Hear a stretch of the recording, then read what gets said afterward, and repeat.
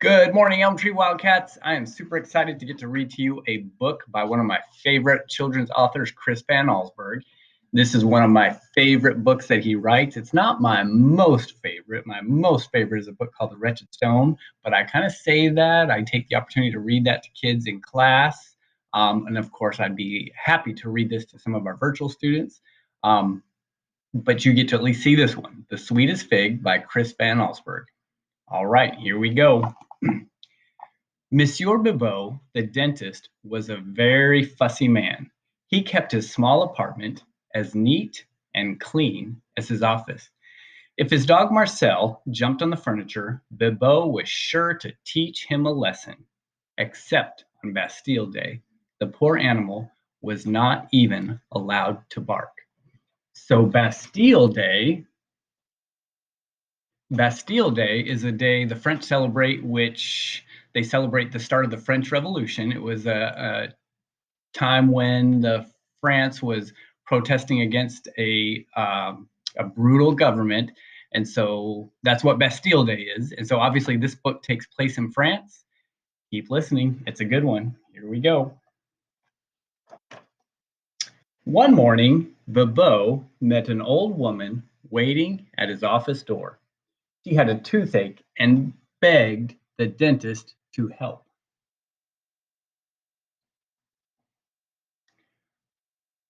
But you have no appointment, he told her. The woman moaned. Bibot looked at his watch. Perhaps there was time to make a few extra francs or dollars. He took her inside and looked in her mouth. This tooth must come out, he said with a smile. When he was done, the dentist said, I will give you some pills to kill the pain.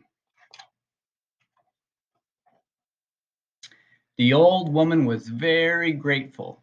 I can't pay you in money, but I have something much better. She took 2 figs from her pocket and handed them to Bibot. Figs, he said angrily. These figs are very special, the woman whispered. They can make your dreams come true. She winked at him and put her finger on her lips. It was clear to Bibot that the woman was crazy. He set the figs down and took her by the arm. When she reminded him about the pills, he said, I'm sorry, only for paying customers, and shoved her out the door.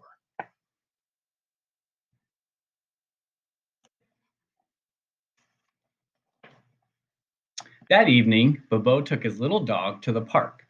Poor Marcel loved to sniff the tree trunks and bushes, but whenever he stopped, Bibot would pull sharply on his leash. Just before going to bed, the dentist had a small snack. He sat at his dining room table and ate one of the figs the old woman had given him. It was delicious, possibly the finest, sweetest fig he'd ever eaten.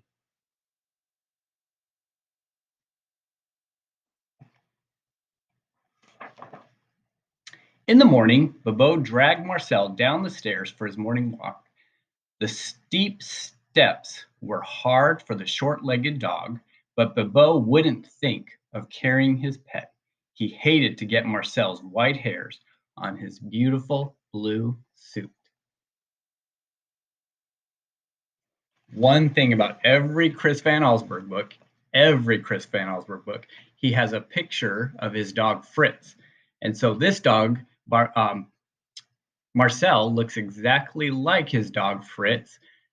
This book is kind of about Fritz. It's about Marcel, but in every book, there's a picture of his dog Fritz.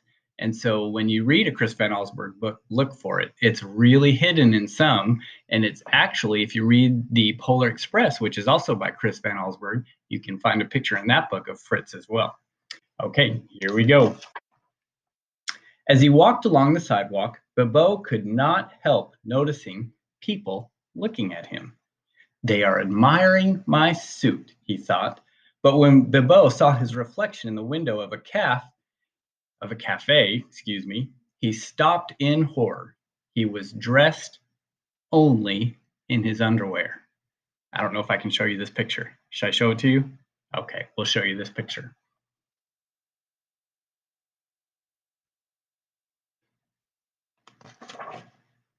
The dentist turned and ran into an alley. Sacre bleu, he thought. What has happened to my clothes? Then he remembered the dream he'd had last night. In his dream, he'd stood in front of that very cafe, dressed in his underwear. Something else had happened in his dream, and Bobo struggled to recall it. Marcel, looking out from the shadows of the alley, began to bark. The dentist looked up and saw the rest of his dream come true.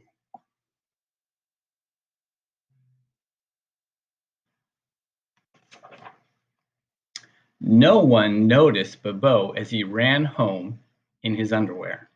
All the eyes of Paris were fixed on the Eiffel Tower, which slowly drooped over as if it were made of soft rubber. Bibot understood now that the old woman with the figs had told him that what the old woman with the figs had told him was the truth. He would not waste a second fig.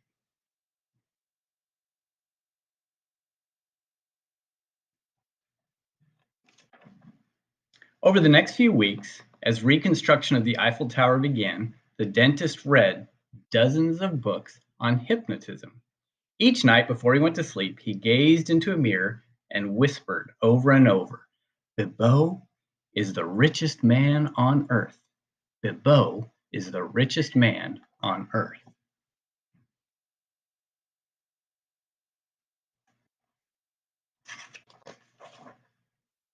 Soon, in his dreams, that's exactly what he was. As he slept, the dentist saw himself steering his speedboat, flying his airplane, and living in luxury on the Riviera. Night after night, it was the same.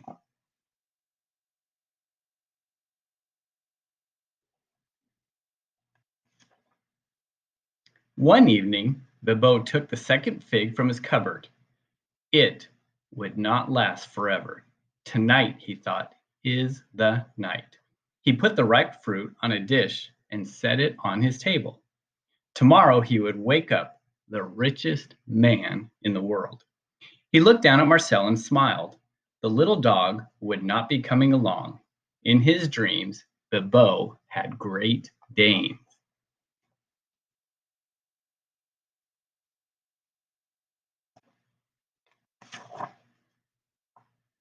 As the dentist reached into his cupboard to take out some cheese, he heard the crash of breaking china.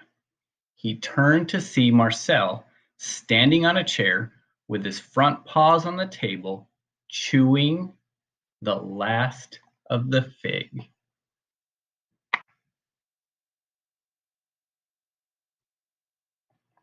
Uh-oh, Marcel's in big trouble. Bibot was furious. He chased the dog around the apartment. When Marcel ran beneath the bed, Bibot yelled at him, Tomorrow I'll teach you a lesson you'll never forget. Then the dentist, angry and heartbroken, went to sleep.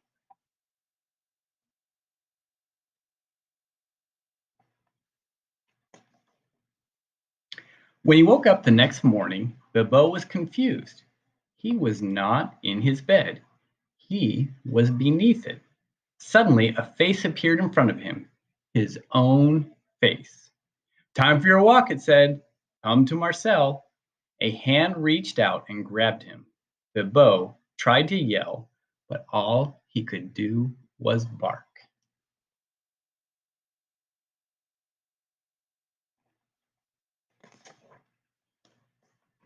What do you think happened? You have to watch that closely. Listen closely to the book if you need to read the end or watch the end a second time. See if you can infer what happened at the end of The Sweetest Fig.